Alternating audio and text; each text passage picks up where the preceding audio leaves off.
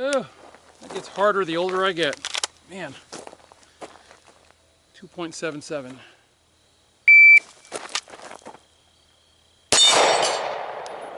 That was close to the edge. That was close to the edge. I could feel that.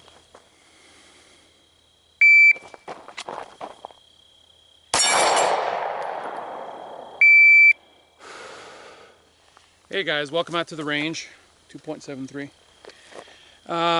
Today I wanted to tell you guys a brief story about something that happened to me many years ago when I was a police officer. I was on duty one Saturday morning, and I headed over to the I headed over to the police department because I needed to go to the bathroom. And so as I was heading to the police department, I want to say it was 7:45 or so, or maybe, I don't know, maybe we'll say 8:15 in the morning. And I was heading back to the PD, and dispatch called me and they said, you have a burglary call, or vandalism call. So I go to this neighborhood, which ironically was across the street from our police department. And it's this little bougie neighborhood where it's a one-way entry, and then you go down a road and it just becomes this huge oval in the back of the subdivision, and it comes right back out to that one road. So it's one way in, one way out. And I get about 5 or 6 houses in, and I meet the reporting party, and she says, she starts off by verbally berating me, because those of you who are not cops don't understand this, but those of you who are cops know where I'm coming from with this. As a police officer, you're meeting a person most often on the worst day of their life, whether that be a break-in, whether that be an attack on their person, whether that be, whatever the case may be. You're meeting them on either one of the worst days of their life or the worst day of their life. And so you're accustomed to taking a lot of verbal abuse. And, I was used to it. And of course I was like, okay, let's get through this because I gotta go to the bathroom.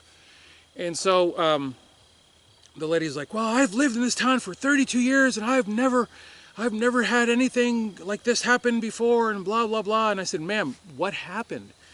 And she said, somebody vandalized my car. And I look at her car, this really nice Honda Accord sitting in the driveway, and I go, where's the vandalism? I walked around and said, where's the vandalism? She says, they got in my car and they stole some cash that I had in the glove box. And I said, ma'am, that's a theft, not a vandalism. And I was like, I realized my mistake when I corrected her. Oh, I'm sorry. So I started writing her information down for the report, and then I got another call. So I said to dispatch, I will be there shortly. Let the reporting party know that I'm right up the road. Little did I know there was a pattern starting. And then I got another call. So my other fellow officer went ahead and took that call. So he went 3 calls forward, took that call. Same neighborhood, same row of houses down the road. Then we got another call, and this one was a couple houses back toward the road. So it wasn't like it was linear. I mean, it was, but the point was it was multiple houses all on the same road, all on the same subdivision. And by the sixth or maybe 8th call, we realized what had happened. That Friday night, someone decided to hit a bunch of cars and just sort of rummage through cars and see what they could find. Knowing that it was an affluent town, knowing that it was a safe town, knowing that human beings are creatures of habit, and when you live in a bougie town, you don't lock doors. And that's what happened. And I mean, house after house after house. It was the same pattern. It was the vehicle in the driveway, the vehicle in the driveway. And it was the same question, ma'am, sir, was the vehicle locked? No, I never lock my car. Okay, then that's a no. Well, what's the point? The point is your car was unlocked. The point is your car was unlocked. So the point that I'm driving at is this. Let me take this off. The point I'm driving at is this. America has dramatically changed, not for the better, but for the worse. This was 2010 when this occurred. It is now 2021. Things were already bad then. Things are infinitely worse now. And what amazes me is I'm seeing people around me that still have the same exact mindset that they've had for 30-something odd years. You know, why should I change what I'm doing? Life is going on, you know. Sure, things were rough a few months ago when I couldn't get toilet paper, but yeah, things are cool. Guys, things are not cool. And what I'm saying to you, what I'm standing here telling you is the nature of what I do means that I meet a lot of people. I meet people in training, I meet people through the internet, through communicating with people, I meet people by email, I meet people by phone, and I meet people from all walks of life, and it is amazing to me how many folks I talk to don't have a clue that there's something sideways going on in America. I beseech you, please wake up. And actually this is a great place to close this video. I beseech you, take a look at the link that's in the description of this video. I created a page on my website that is of great benefit to you. Take a look at it.